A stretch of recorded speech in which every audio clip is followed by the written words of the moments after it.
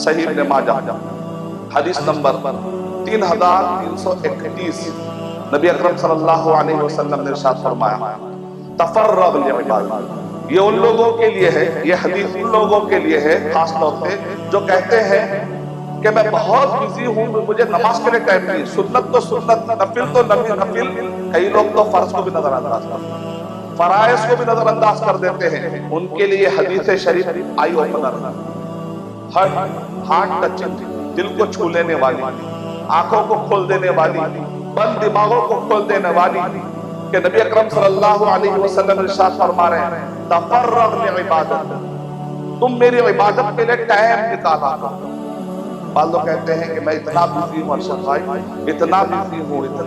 ہوں کہ مجھے نماز پڑھنے کے لیے ٹائم نہیں ملتا۔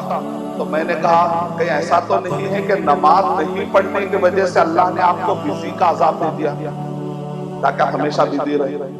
یہ ایک عذاب ہے، بزی رہنا بھی بہت بڑا عذاب ہے۔ آپ اتنے بزی رہتے ہیں، آپ اپنے بچوں پر توجہ نہیں دیتے، آپ اتنے بزی ہیں اپنے پیدا کرنے والے کے لیے ٹائم نہیں دیتے، آپ اتنے بزی ہیں رزق کی تلاش میں کہ رزاق کی آپ کو فکر نہیں ہے، آپ اتنے بزی ہیں نہ حقوق اللہ کا خیال ہے نہ حقوق العباد کا خیال ہے۔ یہ بزی آپ کے لیے اچھی چیز نہیں، یہ بزی آپ کے لیے عذاب ہے، عذاب۔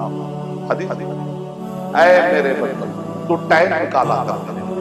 اگر تو ٹائم نکالے گا تو اللہ سبحانہ وتعالیٰ کہہ رہے ہیں، حدیث قدسی ہے، صحیح ابن ماجہ حدیث نمبر 3331، کہ میں عملہ یدئی کا، میں تیرے دل کو تمنگری سے بھر دوں گا اور تیرے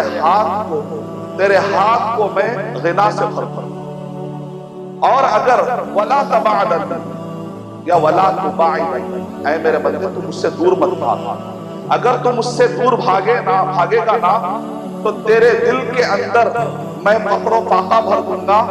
وَيَدَيْكَ شُغْلًا، اور تیرے ہاتھوں کو بزی کر دوں گا، بزی کا عذاب دے دوں گا، تو اتنا بزی ہو جائے گا، ٹینشن،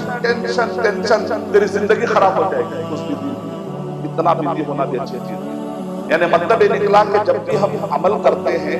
نیک کام کرتے ہیں تو آخرت میں تو فائدہ ملنے والا ہی ہے انشاءاللہ، دنیا میں بھی فائدے ملتے ہیں۔ نبی اکرم صلی اللہ علیہ وسلم نے ارشاد فرمایا تابعوا بین الحج والعمرہ فإنہما ینفیان الفقر والذنوب کما تنفی الگیر الخبث من الحدید۔ اگر تم کو اللہ تعالیٰ موقع دیتا ہے تو حج اور عمرے نفل پر نفل کیا کرو، یہ دونوں تمہارے زندگی سے گناہوں کو اور فقر و فاقے کو، غربت کو ایسے دور کر دیں گے کہ جس طریقے سے لوہے کو جب گرم کیا جاتا ہے تو اس کی گندگی دور ہو جاتی ہے، بالکل اسی طریقے سے تمہارے زندگی سے گناہ اور تمہارے زندگی سے فقر و فاقے کو اللہ سبحانہ وتعالیٰ دور کر دے۔ ان حدیث سے کیا پتا چل رہا ہے؟ آخرت کے تو فائدے ہی ہیں، دنیا میں بھی بہت سارے فائدے ہیں۔